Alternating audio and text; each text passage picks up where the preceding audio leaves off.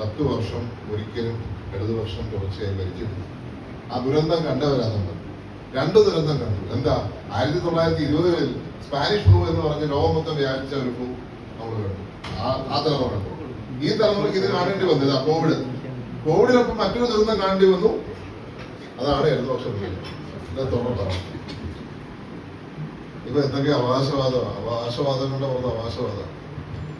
പക്ഷെ 2 നോബൽ പ്രൈസിന് അർഹമാവുന്ന രീതിയിലാണ് പ്രവർത്തനം. 1 അല്ല 2.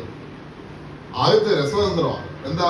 സ്വർണം ചെമ്പാക്കാനും ചെമ്പ് സ്വർണ്ണമാക്കാം. 2ാമത്തെ നോബൽ പ്രൈസ് ഏതിനാണെന്നറിയാമോ? ഏതാ? നോക്കട്ടെ, പാടുകാരൊക്കെ ശ്രദ്ധിക്കുന്നു നോക്കട്ടെ. കത്രിക. മെഡിസിനുള്ള നോബൽ പ്രൈസ് ഇപ്രാവശ്യം വീണ്ടും കേരള സർക്കാരിനാണ്. എന്താ? ഒരു കത്രിക 5 വർഷം വൈറ്റ് സൂക്ഷിക്കുക. ഒരു വർഷം ഒരു കത്രിക 5 വർഷം സൂക്ഷിക്കാമെന്ന് കണ്ടുപിടിച്ച ഡോക്ടർ ലളിതാംബിക. അത് വീണ ജോർജിന്റെ ആണെന്ന് തോന്നുന്നു, നിർദ്ദേശപ്രകാരമായിരിക്കും പറഞ്ഞത്. ഏതായാലും വളരെ സമർത്ഥമായിട്ടുള്ളൊരു കണ്ടുപിടുത്തമാണ്. അതിന് എന്തായാലും നോബൽ പ്രൈസ് കിട്ടിയിരിക്കും, യാതൊരു സംശയമില്ല. അപ്പൊ ശൈലജ ടീച്ചറിന്റെ കുഴപ്പം ചെറിയൊരു ജാഗ്രത കുറവ് ഉണ്ടായി. പിന്നെ എന്താ? ലോകത്താദ്യമായിട്ട് മറ്റൊരു കാര്യം കൂടി ചെയ്തൊരു സർക്കാരാണ്. ഈ സർക്കാരിനെ അഭിനന്ദിക്കാതിരിക്കാൻ പറ്റത്തില്ല. ഞാൻ ലോകത്ത് പല മെട്രോയിൽ പോയിട്ടുണ്ട്. ഒരു മെട്രോയിൽ പോലും കള്ള് ഷോപ്പ് കണ്ടിട്ടില്ല. കൊച്ചി മാത്രം.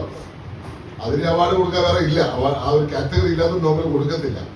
ലോകത്ത് ഒരിടത്ത് മാത്രമാണ് മെട്രോ സ്റ്റേഷനിൽ വരെ മറ്റേ മദ്യം കൊടുക്കാം, ഫോറിൻ ലിക്കർ. അതും ലോകത്താദ്യമാണ്. നിങ്ങൾ ലണ്ടനിൽ പോയി നോക്കിയോ, കാണത്തില്ല. ന്യൂയോർക്കിൽ പോയി നോക്കിയോ, കാണത്തില്ല. ബാംഗ്ലൂരിൽ പോയിക്കോ, കാണത്തില്ല. ഡൽഹിയിൽ പോയിക്കോ, ഒരിടത്തുമില്ല. പക്ഷേ കേരളത്തിൽ, കൊച്ചിയിൽ നമ്മുടെ സ്വന്തം സർക്കാർ ഏതാ? ബാറുകൾ കൂട്ടുകയും സ്കൂളുകൾ തുറക്കുകയും എന്ന് KPC ചേച്ചി പറഞ്ഞ സർക്കാർ ഇവിടെ ലോകത്താദ്യമായിട്ട് ഒരു മെട്രോ സ്റ്റേഷനിൽ കള്ള് ഷാപ്പ് തുടങ്ങി. അത് പിന്നെ ടൂറിസം കേന്ദ്രത്തിൽ ഓൾറെഡി ഉള്ളതാണല്ലോ.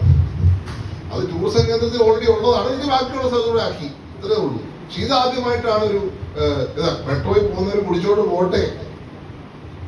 ഇങ്ങനെ ഒരു അമിതമായി മദ്യപാനത്തിന് പ്രോത്സാഹനം കൊടുത്തൊരു സർക്കാർ കേരള ചരിത്രത്തിൽ, ഭാരത ചരിത്രത്തിലില്ല.